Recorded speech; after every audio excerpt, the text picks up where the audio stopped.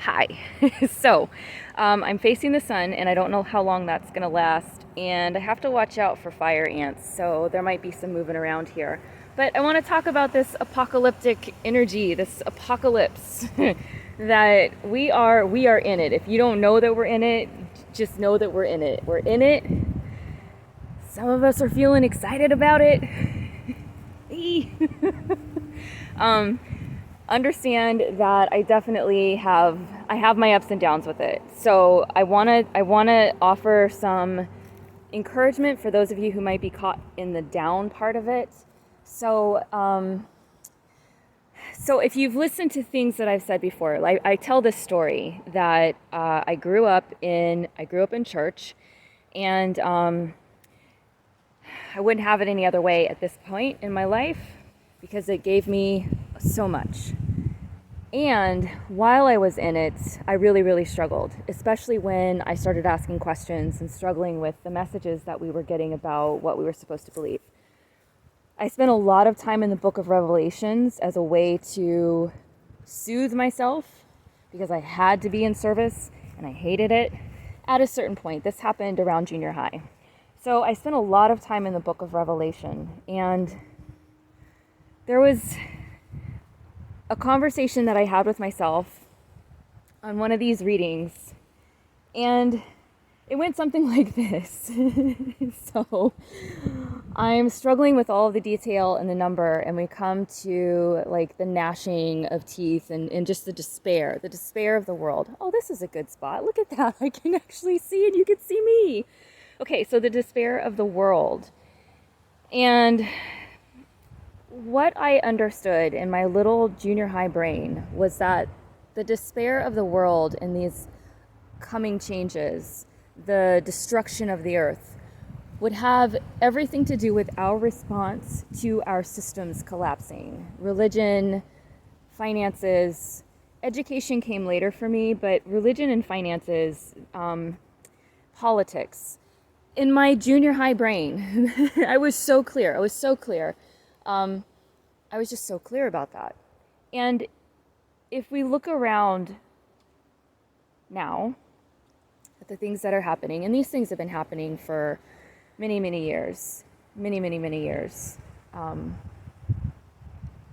probably all of my life and the generations before. And what I want to say about that is like this undoing that seems to be happening in the world is not, it's not just an overnight phenomenon. Like it's these undoing processes have been going on for a while. So anyway, what I understood was it's going to be humanity's response or reaction to like the inevitable, whatever the inevitable was, but specifically our systems. And that's what's happening if we look around. And I won't speak specifically to what's going on in the news. You guys can just, everybody can tune in. But what I want to emphasize is the part about our response and our reaction. So the way that I was taught response and reaction, you can kind of hear it in the way I'm using the word, is that responsiveness is it's an ability. It's a conscious ability. It's our ability to take in the information that's coming and then respond with thought, with intelligence, with deliberation, with discernment. Reaction is, we could call it instinct. Maybe it's instinct, but there isn't thought with reactivity, with reaction. We go with the flow of humanity in this case is my point. So people are going to have their responses, and it is it can be scary out there right now, for sure. Absolutely intimidating. That's a word that makes a lot more sense to me these days, intimidating, because we also have the capacity to respond. We have to get creative. So we have to be creative, and we are inherently creative. Human beings, and I would say all of the creation, like all of creation is inherently creative. Like I just said it. All of creation is inherently creative. We have creativity born in our DNA. So we can respond to the stimuli that's being presented to us or that we're coming into contact with. And we can also choose, or we can choose to be reactive and to just be in no thought and to get caught up in whatever the people around us are getting caught up in, whatever the news cycle is getting caught up in, the social media cycle, whatever. So I am asking people, encouraging people to develop response ability, the ability to respond.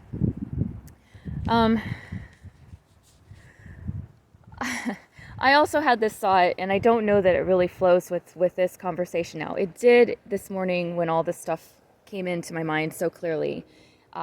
It's just the time from being where I was in that moment to getting the camera ready to go. It's too long, and a lot of it got lost. So this may not... It doesn't feel like it's going to flow, but I do feel like it's important, and I feel like I might just speak on it a bit more over the next couple of weeks, months, whatever. So, again, going back to my story of growing up in church, I spent a lot of time thinking about those concepts. I grew up in the Christian church, and Christ was an incredible teacher. One of the things I got clear about, probably also in my junior high mind, is that the message that Christ was teaching was not wait on your asses for me to come back and fix all your bullshit. Christ was literally teaching us about self-realization.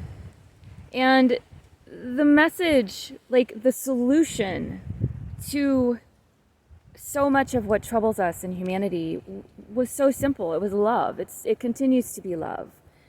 So this idea that we're waiting for a savior to come back, like I think literally the teacher said, I am teaching you how to do what I do so you can do it yourselves. Take care of one another, love one another. Like those were the instructions, super simple instructions that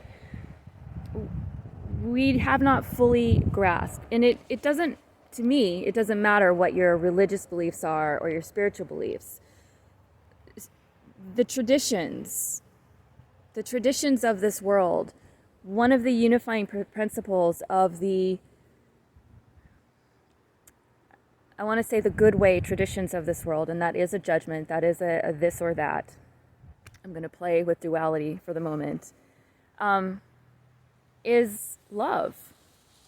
So we're not supposed to be waiting for someone else to come clean our mess up. That I've been clear about forever. I don't know exactly how to clear the mess up in detail, but I do understand that love is a part of it. Love for self, because we weren't put here to be without love ourselves. We are also, as individuals, humans on this planet, deserving of love.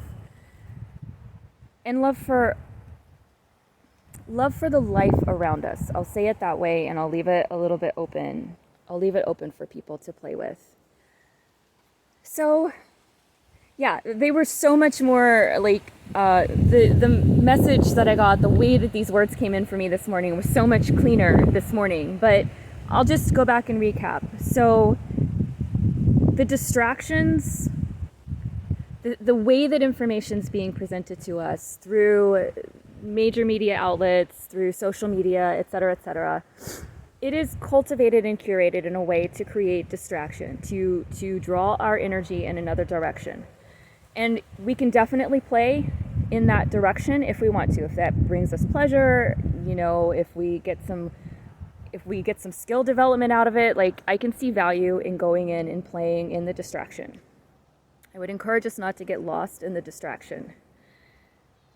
So, if you're feeling like things are hopeless, just remember that you are a creative being. Remember that you are a creative being, and remember that cycles of renewal and destruction are part of life. Like, that is part of the way that this existence operates. And it is part of the natural cycle, part of nature, and we as human beings are part of nature. We are nature. Our experiences, our cities, our laws, the things that we have made are part of the natural environment. I know that people like to distinguish them out, and I do that myself sometimes, but because we are creatures of nature, we are creatures of this planet, we are beings of this experience on this earth, we are a part of it. We're not separate from it. So the things that we create are also a part of it. We've just separated ourselves from the green stuff, which makes it easier for us to separate our buildings and whatnot, but that's another conversation. So I just want us to keep in mind that the decline of things is also a part of the life of things. So that's one thing. And then this idea of Christ. Again, we're not meant to be waiting for someone else to come in and do our work. And I think that our work is going to mean many, many different things to many people. I don't know what your specific work is, but our work, all of the teachers, they have a similar message, and that message is love, compassion, goodness, being a place of goodness in the world, creating in the world. And we can have different ideas of what goodness means. We don't have to limit it to the Disney version, guys, come on. But we are meant to create, and we are meant to create our solutions. And one of the tools that we can use to create our solutions is love. That's all I'm going to say. Happy apocalypsing.